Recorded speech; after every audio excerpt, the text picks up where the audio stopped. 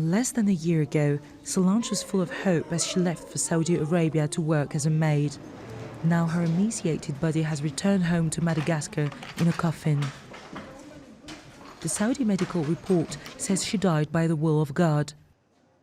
Her husband, who wants to remain anonymous, says he last spoke to her a month ago. During her last telephone call, she said, "I don't know where I am, I don't know what my address is, but soon I won't be among you anymore. Take care of our 2 children." There are no official figures, but a workers' union says Solange is one of at least 35 Malagasy women who have died while working in the Middle East since 2009. Others, like Zital, fell victim to extreme mistreatment.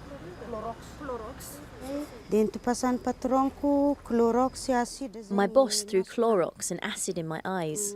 For 4 days, I told my boss I needed to go to hospital, but she didn't want me to go.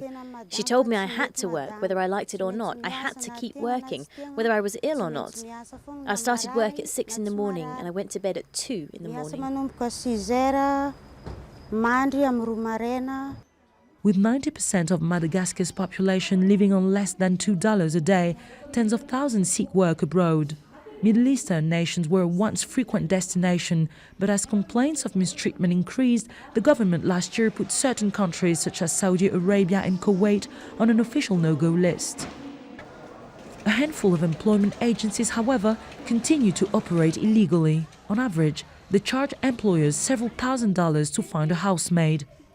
Once employed, agencies are supposed to check that the housemaid is settled in well, but often this doesn't happen. We don't have enough money to go and check what happens there by ourselves. Even to get around town here is difficult for us. We are presented with a done deal. We put up with it. Between 20 and 30 domestic workers return home every week. With no specific law to protect domestic workers, only 2 agencies have been prosecuted.